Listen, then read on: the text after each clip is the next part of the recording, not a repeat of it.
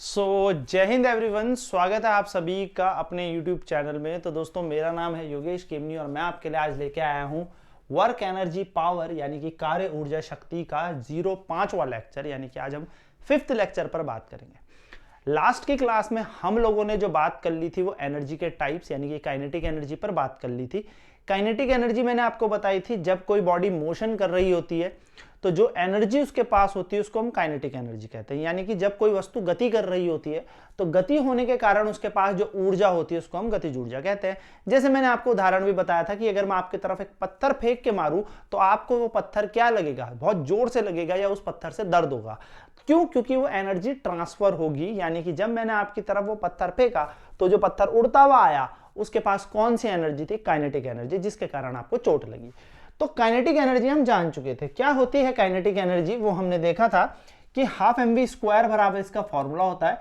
यानी कि एनर्जी, ऊर्जा हमारे पास दो तरीके की है। दोस्तों, मैं फिर आपको थोड़ा सा याद दिलाऊं कि मैकेनिकल एनर्जी पर हम बात कर रहे हैं। तो ऊर्जा हमारे पास दो तरीके की, एक हो गई काइनेटिक एनर्जी, काइनेटिक एनर्जी यानी कि गतिज ऊर्जा, गतिज ऊर्जा, और एक होती है हमारे पास पोटेंशियल एनर्जी, पोटेंशियल एनर्जी यानी कि स्थैतिक ऊर्जा, स्थैतिक ऊर्जा। पोटेंशियल एनर्जी को हम U से दर्शाएंगे और काइनेटिक एनर्जी को हम K से दर्शाएंगे। वहीं पर हमने इस पे और क्या देख लिया था? हमने ये देख लिया था कि जो काइनेटिक एनर्जी होती है, फटाफट से रिकॉल कर रहे हैं हम कि हमने लास्ट क्लास में क्या क्या पढ़ा था, फिर हम आगे चर्चा कर लेंगे। गतिज ऊर्जा, तो इसका जो फॉर्मूला होता है, सूत्र होता है, वो होता है हाफ mv², जहां पर m का मतलब क्या होता है? मास of body, mass of body, यानी कि किसी बॉडी के पास मास होना नेसेसरी है तभी काइनेटिक एनर्जी होगी। यानी कि अगर किसी वस्तु के पास द्रव्यमान है तो भैया तभी उसके पास गतिज ऊर्जा होगी। यानी कि द्रव्यमान है, m का मतलब। v का बात करें कि v यहां पर क्या है, तो v है velocity of body, velocity of body यानी कि वस्तु का वेग, वस्तु का वेग। तो भैया गतिज ऊर्जा अगर किसी के पास है तो उसके पास द्रव्यमान होना आवश्यक है और वेग होना आवश्यक है। यानी कि अगर काइनेटिक एनर्जी किसी बॉडी के पास होनी मांगती है तो उस पर मास होना चाहिए और वेलोसिटी भी होनी चाहिए। SI यूनिट की बात करें तो जूल, SI यूनिट यानी कि SI इकाई इसकी क्या हो जाएगी, तो SI इकाई इसकी जूल हो जाएगी। और डायमेंशन की बात करें तो डायमेंशन होता है ml²t-2। याद रखने का है, भूलने का नहीं। CGS यूनिट की बात करूं तो CGS यूनिट होती है अर्ग, अर्ग इसकी CGS इकाई होती है। और ये छोटी छोटी चीजें आपको ध्यान में रखनी है। तो गतिज ऊर्जा के ऊपर ये चर्चा आपको आई थिंक समझ में आती है। फिर हमने यहां पर देख लिया था कि काइनेटिक एनर्जी जो होती है वो मोमेंटम से जुड़ी होती है। k², या मैं बोल सकता हूं P=√2mk, इस तरीके से, है ना। ये हमारे पास गतिज ऊर्जा और संवेग के बीच रिलेशन है, एक संबंध है। क्या है मैं फिर आपको बता दूं। देखो, मैंने सारी चीजें लास्ट क्लास में बताई थी, फटाफट से रिकॉल करा रहा हूं। मोमेंटम यानी कि अगर मैं संवेग को मान लूं P, kinetic energy, kinetic energy को, काइनेटिक एनर्जी यानी कि गतिज ऊर्जा को हम K मान लें तो ये किस तरीके से आपस में रिलेट है, तो फिर से निकालना सीख लो। देखो, मैं ये क्यों निकालना सिखाता हूं कि भाई तुम कितने ही फॉर्मूले याद कर लोगे। मोमेंटम से v का मान निकालो तो निकलता है P/m, और इसी v को यहां चिपका दो तो k की जगह k, हाफ की जगह हाफ, m की जगह m, और यहां पर v का स्क्वायर है तो ये बनेगा P/m का स्क्वायर। तो बन जाएगा k बराबर हाफ m P²/m²। तो m ने m को मार डाला और यहां बना k बराबर 1/2 P²/m, यानी कि P² की वैल्यू बनेगी 2km, 2mk। P² बराबर आ गया 2mk, और P का मान निकालना हो तो P का मान आएगा 2mk, यानी कि P बराबर हो गया 2mk। P यहां पर मोमेंटम है, K यहां पर काइनेटिक एनर्जी है, P यहां पर संवेग है और K मतलब गतिज ऊर्जा है। तो इस तरीके से संबंधित है। तो दो फॉर्मूले याद रखने हैं, पहला कि P बराबर होता है √2m के, और दूसरा हम यहां पर लिख सकते हैं K बराबर होता है P²/2m। दोनों फॉर्मूले एक ही हैं, पर याद करके चलने हैं, नहीं तो निकालने तो आने चाहिए ही चाहिए। चलिए दोस्तों, आगे आज बात करने वाले हैं अब हम पोटेंशियल एनर्जी की। पोटेंशियल एनर्जी, तो पोटेंशियल एनर्जी क्या होती है दोस्तों? स्थैतिक ऊर्जा क्या होती है? स्थैतिक ऊर्जा वो एनर्जी जो किसी बॉडी के पास है, उसकी शेप, उसकी साइज या उसकी ओरिएंटेशन के चेंज होने के कारण। ऐसी एनर्जी जो किसी बॉडी के पास उसकी शेप की चेंज होने के कारण, साइज के चेंज होने के कारण, या ओरिएंटेशन उसकी बनावट के चेंज होने के कारण है। जैसे मैं एक रबड़ को खींच लूं, तो जब हमने एक रबड़ को खींचा, यानी कि व्हेन वी स्ट्रेच अ रबड़, तो जब रबड़ को खींचा तो इसके पास डिफॉर्मेशन हो गई, यानी कि इसका क्या हो गया? रूप बदल गया। अब अगर मैं इस रबड़ को छोड़ूंगा तो ये बहुत तेजी से क्या करेगा? वापस आएगा। तो जो स्टोर एनर्जी इसके पास थी, जब मैंने इसे खींचा हुआ था, इस रबड़ को खींचा हुआ था, तो जो ऊर्जा इसके पास थी वो कौन सी ऊर्जा थी? स्थैतिक ऊर्जा थी, यानी कि पोटेंशियल एनर्जी थी। तो हम पोटेंशियल एनर्जी के लिए क्या कह सकते हैं? पोटेंशियल एनर्जी के लिए कह सकते हैं the energy possessed by a body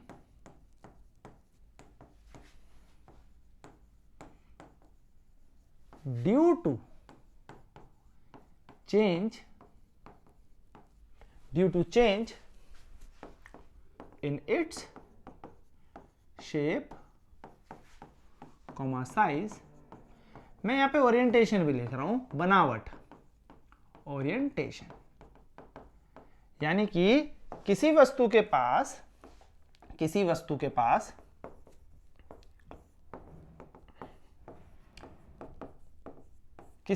के आकार, आकृति, शेप, साइज, आकार या बनावट के परिवर्तन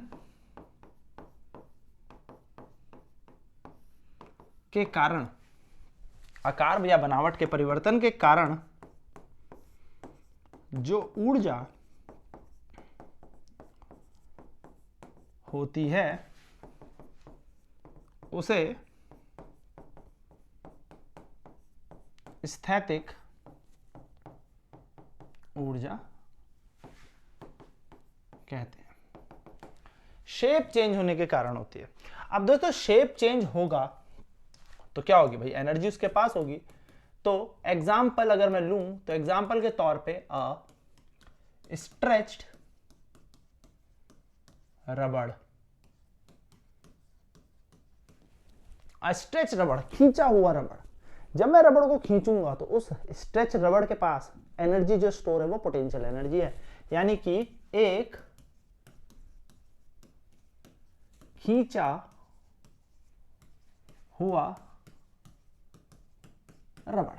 तो जब रबड़ को खींच दोगे, रबड़ बैंड, बेसिकली रबड़ बैंड को खींचोगे, तो उसके पास क्या है? एनर्जी है, पोटेंशियल एनर्जी है। अब दोस्तों, अगर मैं कहूं एक note work is energy, work को ही हम एनर्जी कह रहे हैं, कार्य ही ऊर्जा होती है ना? कार्य ही ऊर्जा है, कार्य ही ऊर्जा है। तो दोस्तों, अगर आपके पास एक कॉन्सेप्ट या क्वेश्चन उठा हुआ आए, वर्क डन बाय ग्रेविटी क्या है? वर्क डन बाय ग्रेविटी, तो अगर वर्क डन बाय ग्रेविटी पूछा जाए, गुरुत्वाकर्षण के कारण कार्य, क्या बोलूं? गुरुत्वाकर्षण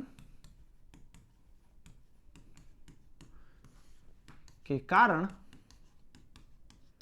कार्य। अब गुरुत्वाकर्षण तो भैया किसी वस्तु को धरती से ऊपर हाइट पे लेके जाओगे तब होगा। तो आप अगर किसी h हाइट पे बैठे हैं, आप अगर पृथ्वी से किसी h हाइट पर m मास को रख दें, तो इसका वेट कितना लगेगा? mg, नीचे वजन कितना लगेगा? mg।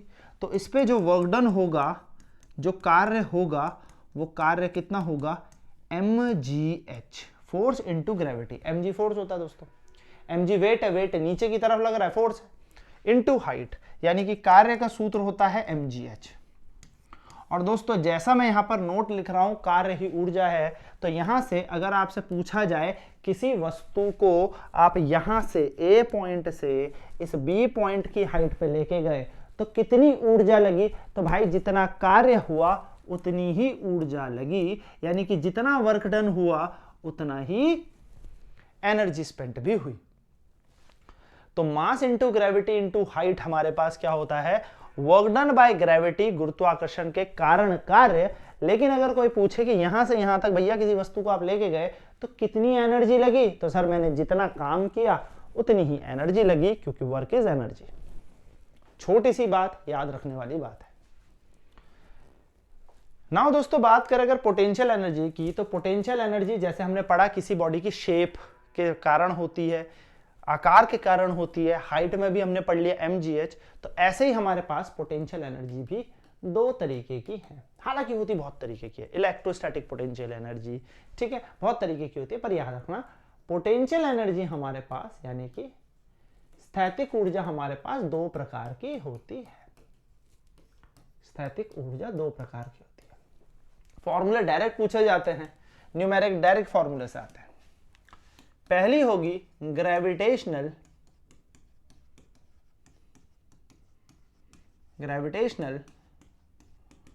पोटेंशियल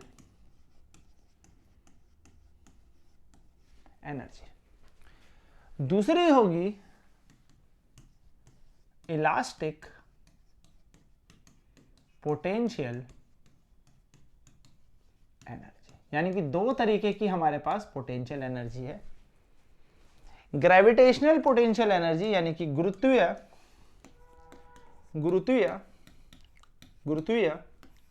स्थैतिक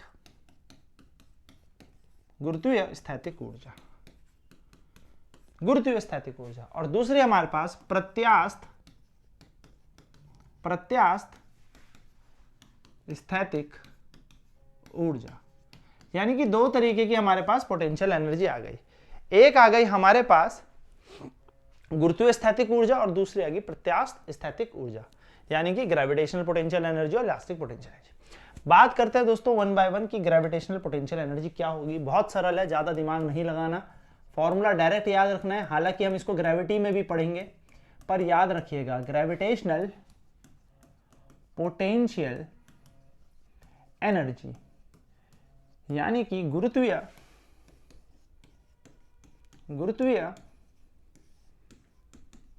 स्थैतिक ऊर्जा है, तो यू से ही दर्शाएंगे। तो दोस्तों जब आपको किसी वस्तु को पृथ्वी से दूर भेज देना है, यानी कि जब आप किसी m मास को, मान लो आप पृथ्वी के सेंटर है, सेंटर से यानी कि अर्थ के सेंटर से रेडियस कितना है अर्थ का r, और आपने इस सतह से, इस सरफेस से इस वस्तु को h दूरी पर फेंक डाला, यानी कि रोड से, जमीन से आपने ऐसे ऊपर फेंक दिया कि निकल जा, इस अर्थ से बाहर निकल जा, दूर फेंक दिया। यानी कि अगर मैं centre core of the earth से इसका रेडियस कंसीडर करूं तो r दूरी पर आपने इस वस्तु को फेंक दिया, सेंटर से r दूरी पर फेंक दिया। फिर मैं आपके रिकॉल के लिए बता दूं, re प्लस h का मान होगा r, ये जो r है ये re प्लस h होगा। तो आपने जब इस बॉडी को अर्थ के सरफेस से दूर कर दिया, सेपरेट कर दिया, तो कुछ एनर्जी तो दी होगी भाई, फूंक मारोगे तो जाएगा थोड़ी, फूंक मार के थोड़ी चले जाएगा। आपने इस बॉडी को बोल जाओ निकल जा, पृथ्वी से बाहर निकल जा, तो जो एनर्जी आपने दी, जो पोटेंशियल एनर्जी आपने दी, वो होती है gravitational potential energy.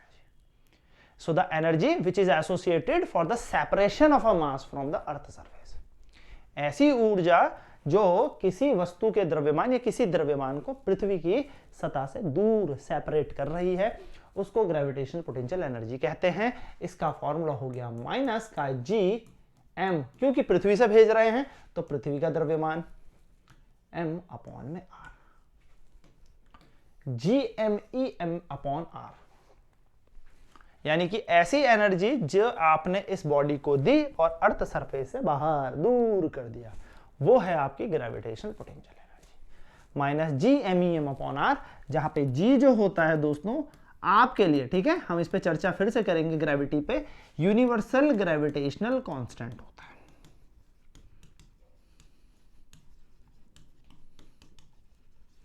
Universal gravitational constant यानी कि सार्वभौमिक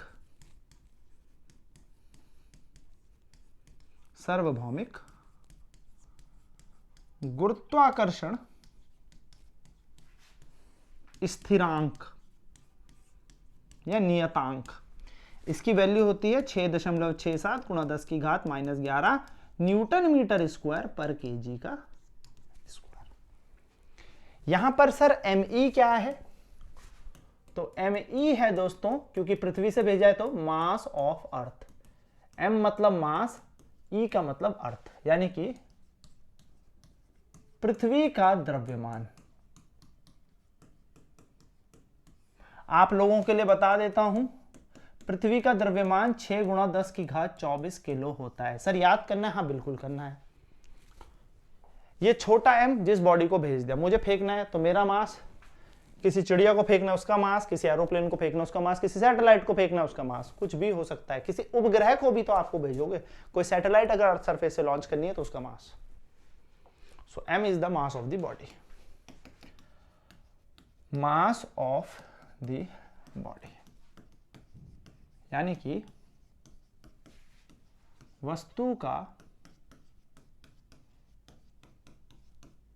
द्रव्यमान, ठीक है। एम हमारे पास मास ऑफ बॉडी, और आर जिस हाइट पर हमने उसे फेंक दिया पृथ्वी के सेंटर से, वो हमारी दूरी है, आर हमारी वो दूरी है। यूनिट इसकी भी दोस्तों जूल होगी, इकाई इसकी भी जूल है, सीजीएस यूनिट इसकी भी अर्ग है, डायमेंशन इसका भी ml² T-2 है। सिंपल, ये है ग्रेविटेशनल पोटेंशियल एनर्जी कहानी। नेक्स्ट अगर हम बात करें दूसरी, elastic potential energy. Elastic potential energy यानी कि प्रत्यास्थ स्थैतिक ऊर्जा। दोस्तों एक बात बताओ, आपने कभी स्प्रिंग खींची है? तो स्प्रिंग खींचोगे, चक बाहर अंदर वापस, फिर खींचो चक वापस, यानी कि स्प्रिंग को जब आप खींचते हो तो आप एक फोर्स लगा रहे हो, जब वो फोर्स हटा दे रहे हो तो ये स्प्रिंग वापस आ रही है। ऐसा भी होता है कि स्प्रिंग को पिचकाओगे तो फिर बाहर खुल जाएगी, यानी कि वही रेयरफेक्शन और कंप्रेशन। लेकिन मैं क्या कह रहा हूं, अगर आप खींच रहे हो तो भी वो अंदर की तरफ आ जा रही है, दबा रहे हो तो बाहर की तरफ आ रही है। अब क्या हर स्प्रिंग इसी तरीके से कार्य करती है? तो आप बोलोगे नहीं सर, किसी स्प्रिंग को खींचा तो वो बहुत जान लगा के खींचेगी, लेकिन जैसे गाड़ी के शॉकर होते हैं वो भी एक स्प्रिंग की तरह होते हैं, उसे खींच के दिखाओ, दांत टूट जाएंगे, पूरी जान लग जाएगी। लेकिन जबकि एक छोटी सी स्प्रिंग होगी, उसको आराम से ऐसे खींच के खेलोगे। स्प्रिंग का क्या होता है? अपना नियतांक होता है, स्प्रिंग का अपना एक कांस्टेंट होता है कि भाई मेरा जितना ज्यादा स्प्रिंग कांस्टेंट, मैं उतनी मुश्किल में खींची जाऊंगी। तो बेसिकली अगर हम इलास्टिक पोटेंशियल एनर्जी की बात करें तो इलास्टिक पोटेंशियल एनर्जी जो होती है वो यही होती है, U बराबर हाफ के एक्स स्क्वायर। ये फॉर्मूला डायरेक्ट याद रख लो, कॉम्पिटिशन में डायरेक्ट ये फॉर्मूला काम आता है, हाफ के एक्स स्क्वायर। अब इसमें क्वेश्चन क्या बनता है वो भी मैं बताऊंगा। U बराबर हाफ के एक्स स्क्वायर, ये हमारे पास क्या होती है? Elastic potential energy. इसको थोड़ा सा फील दिलाऊं तो इस तरीके से समझो दोस्तों, मान लो एक स्प्रिंग है नॉर्मली, ठीक है, स्प्रिंग है नॉर्मली, ये इतनी स्प्रिंग है, मैंने इस स्प्रिंग को थोड़ा सा खींच दिया, बाहर खींच जाएगी। भाई एफ फोर्स लगाया मैंने, बाहर खींच दिया इसे, तो भाई अपनी मीन से जब मैंने इसको छोड़ूंगा तो जुम जुम जुम जुम जुम जुम यहीं पे रुकेगी ना। स्प्रिंग को खींच दिया ना तो पार्टिकल दूर दूर हो गए, कितनी दूरी आगे चली गई? एक्स। मैंने इस स्प्रिंग को दबा दिया, मैंने इस स्प्रिंग को पिचका दिया, मैंने इसको दबा दिया तो फोर्स अंदर की तरफ लगाया भाई, इस टाइम कितनी दूरी पे गई? एक्स।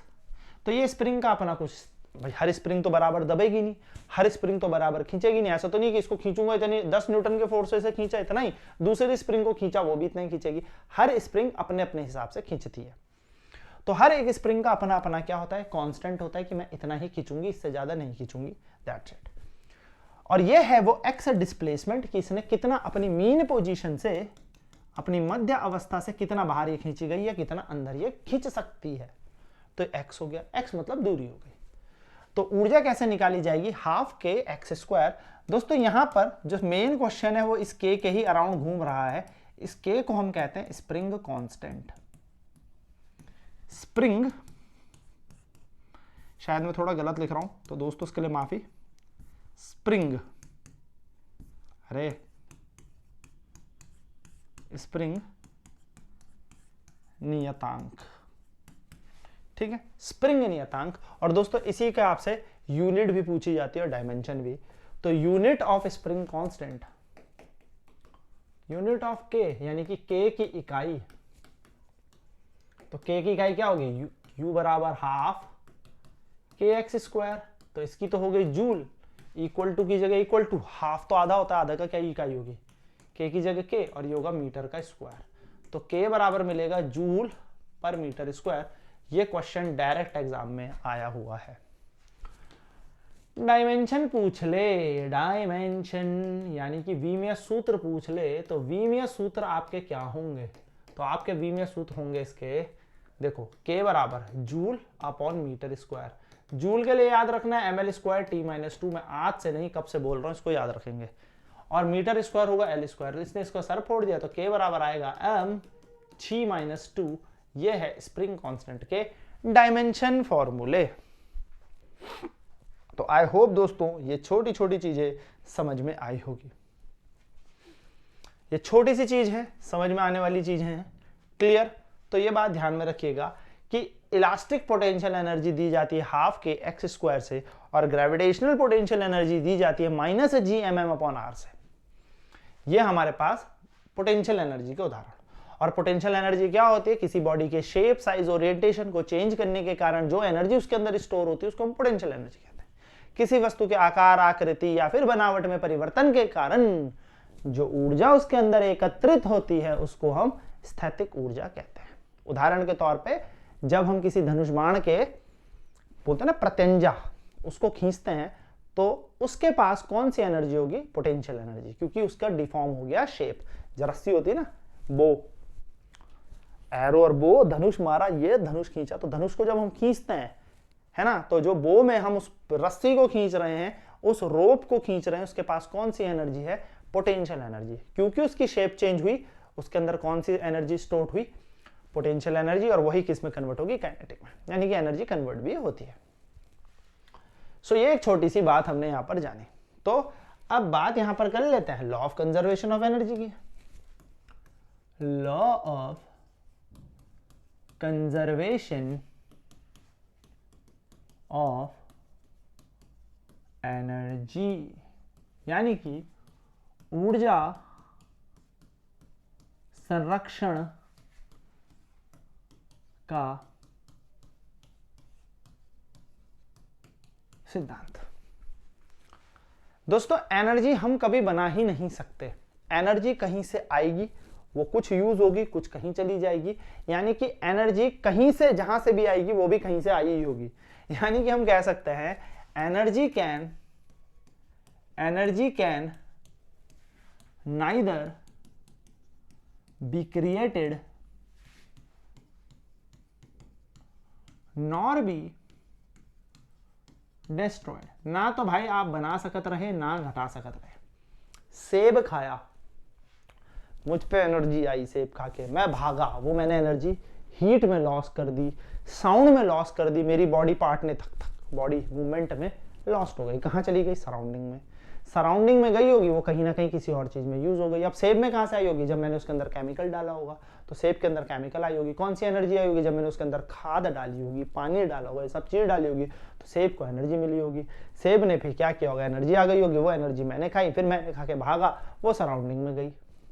तो energy can neither be created nor be destroy. मैं एनर्जी ना बना सकता हूं, ना उसे नष्ट कर सकता हूं। It can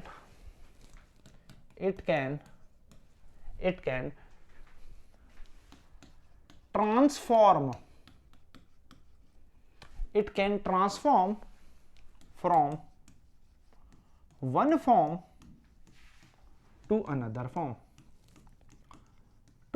form।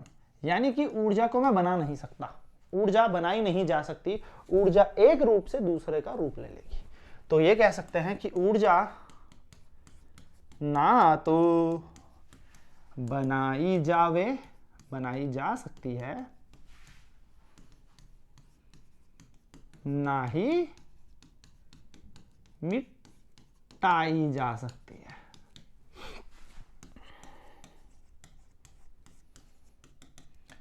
यह केवल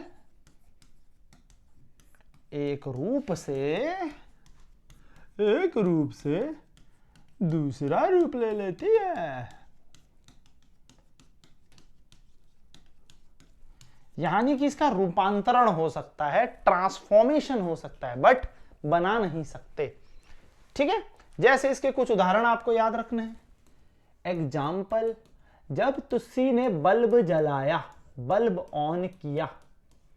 जब आप बल्ब ऑन करते हो तो बल्ब ऑन करने से पहले क्या करोगे? स्विच दबाओगे। तो यानी कि इसने क्या किया, इलेक्ट्रिक एनर्जी को पहले तो बटन दबाया होगा ना, झुम झुम लाइट आ गई, यानी कि लाइट बना दिया। लाइट एनर्जी दोस्तों मेजर सोर्स लाइट है, में बिल्कुल हीट भी मिलती है, गर्मी भी तो होती है ना, बल्ब जला के हीट भी मिलती है। यानी कि इसने आपकी विद्युत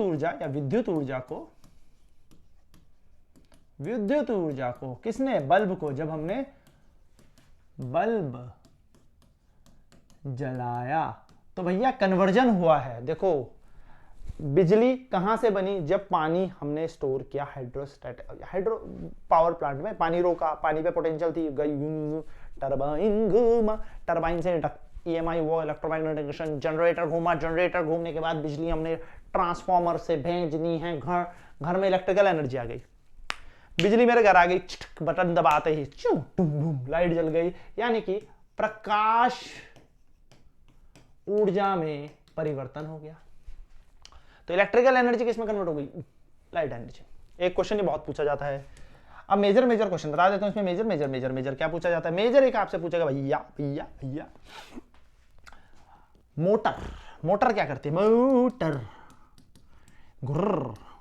मोटर।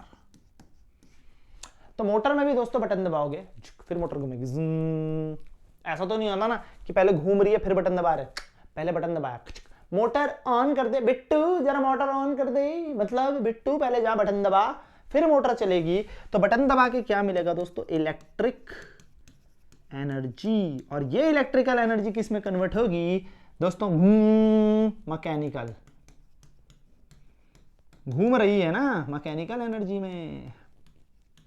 यानी कि मोटर क्या करती है? विद्युत ऊर्जा का रूपांतरण कर देती है किसमें? यांत्रिक ऊर्जा में। फील करना इस बात को, पहले बटन दबाओगे फिर घूमेगा घूम घूम घूम। सर क्या इसका उल्टा हो सकता है? हाँ बिल्कुल हो सकता है। तो वो होता है हमारे पास जनरेटर, जैसे जनरित भी कहते हैं, ठीक है, जनरेटर,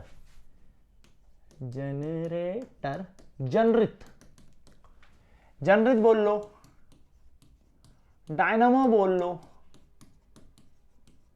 डायनामो आ जाए तो सेम काम करता है।